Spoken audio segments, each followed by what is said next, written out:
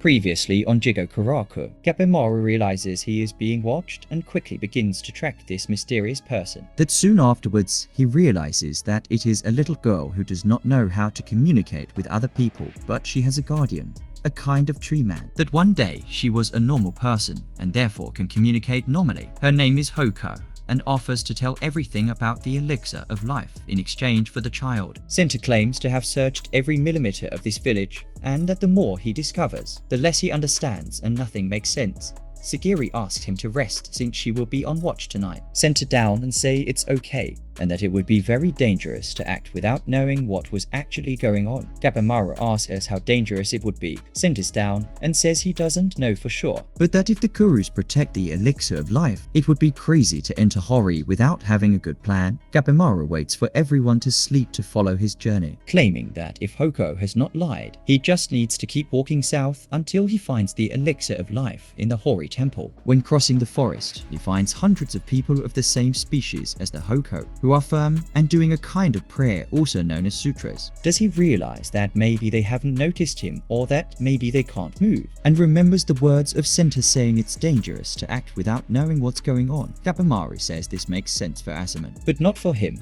who depends on the elixir to win his forgiveness and his long-awaited freedom, and his only choice is to continue advancing even if alone. He also remembers the words of the Hoko stating that the Hori is the true paradise where the gods and gurus dwell, and that such a shrine would be as beautiful as ever, different from the village that came to decay over the years. He finally arrives at a bellicose gate, and if there was the time, the elixir would be so close. When approaching the door, Jujin appears at his back, and noticing such a presence, he turns around and sees that he has the appearance of a person, but that he would not be human. Gabimaru asks who he would be, while Jujin just says how annoying it is for people to show up right away on his shift and asks him to leave, since he had just faced a very strong guy, and he says that the orders were to capture humans alive. Gabimaru with his quick thinking asks if they turn humans into elixir. An immense silence spreads until Jujin leaves for the attack. Being hit by Gabimaru on his forearm and realizing that it is now broken, Ninja Gabimaru wastes no time kicking Jujin in the face, which ends up breaking his neck, but at the same moment he recovers and goes on top of Gabimaru, which affirms his rapid regeneration and such strength and agility that his body does not appear. Gabimaru goes up again, breaking his neck, but now using his ninjutsu to set fire to Jujin's body. Believing he has already won,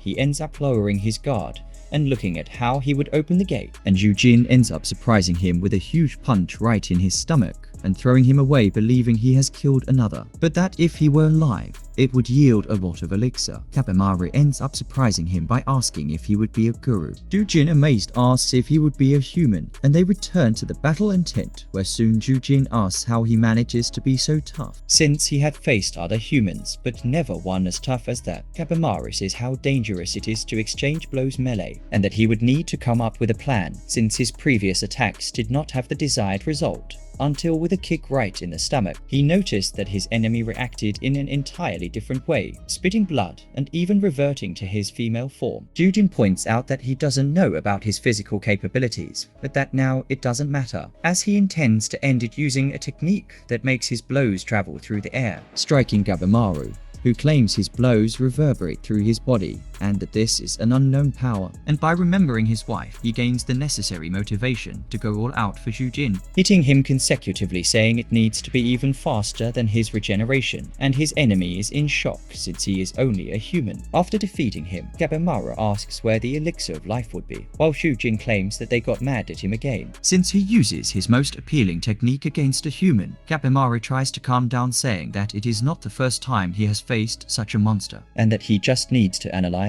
and make his counterattacks. But this new form of Jujin surprises Gabimaru, since she is able to launch a deliberate electrical discharge at her target. But even so, Gabimaru gets up and goes up, dodging his tentacles and trying to strike his opponent's body, and being hit again with another electrical discharge. Already down, he tries to use his ninjutsu, but ends up realizing that his body has reached the limit, and Jujin takes advantage of the moment to hit him several times with his tentacles, while Gabimaru almost losing consciousness, wonders if everything he's lived through these last few days is real, claiming to be trapped in a nightmare, until his vision fades and he wakes up next to his wife, who is scared that he is moaning in his sleep. He cries with relief, thinking it was all a nightmare, but quickly realizes that it was just the place his subconscious really wanted to be, and is happy to be able to talk to his wife, even if it's only in a dream. He apologizes while saying he doesn't think he's going to come home anymore. He recovers from his being and is trapped in the midst of Yujin's tentacles, and ends up remembering rule number 20 that was passed by his ninja clan, That if in case he is on the verge of death, he must do his utmost to at least try to finish off his opponent, or in the worst case cause the maximum damage possible. But since his clan master gave him such severe training, this would be something he would do instinctively, using his ninjutsu to try to burn his opponent as much as possible, who only ended up with his tentacles. Yujin, carrying his last electrical discharge, notices the arrival of the Emiya,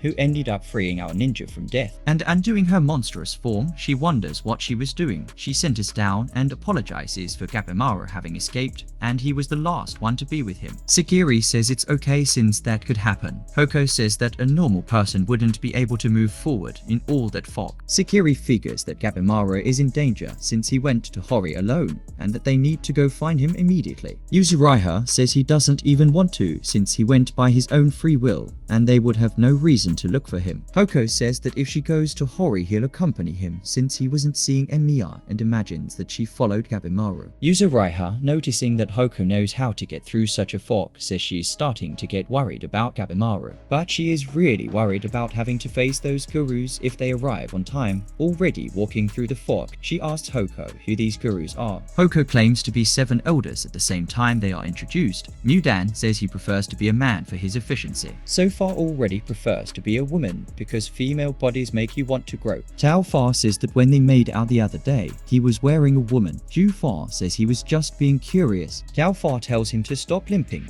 because he's having fun. Chiyue Fa asks them to shut up, and Run doesn't want to hear about small talk but wants to know his report. Since such invaders are different from the other humans who arrived on the island before, Ju Fa puts all the blame on Jujin, who didn't do his guarding well, claiming him to be a disgrace since he let the humans on the beach escape and suffered to defeat the human at the gate, saying until I couldn't believe he used his Kishikai form against a human. Mudan says enough is enough since they are family and need to stick together, and he is the only one who has the right to hurt Jujin, and asked Ju Fa if he ended up with the intruders in the forest. Ju Fa claims to have left them on the verge of death and threw them in the well. Mudan comments about the corpse of Monshin that was found, and that no ordinary human would be able to kill such a creature, and that if everyone is strong like that, things can get complicated, and asks Jujin if he killed the man who forced him to use his Kishikai form. Jujin claims yes, since his situation is not the best, and Mudan makes a toast to eternity and his master. Sagiri asks if there are 7 immortal beings. Hoko claims there was originally only one, a hermit who mastered the art of gurus, and after becoming a god, he split into 7 parts, all having similar voices and appearances, but with their own personalities and different roles, and that together they command the island. But that would be just a legend told for generations. Yuzuraiha is interested in knowing how he got like that, and Hoko claims that he had a human appearance, and not just him, but everyone who lived on the island, that their lives were longer, but little by little their bodies transformed in trees before their deaths, and that this could happen at any age, and ends up gradually taking their consciences, and claims that before they completely lose, they gather around the hour believing that their souls are invited to eternal rest, also saying that the gurus choose who enters the Hori, and that they cannot be contradicted. Gabimaru wakes up not knowing where he is, but knowing that this little girl had saved him, and stating that they are not gods, much less elders, they are monsters, and that there must be a way to defeat them, and knowing that it will be difficult alone, he immediately thinks of his allies. And Gantitz arrives saying that he found it strange when he saw the rags moving from afar, but now he knows it was such a ninja, telling Gabimaru that he would be pretty busted and offers to kill him. Thank you so much for making it this far. Don't forget to subscribe to receive more content like this daily, and see you next time.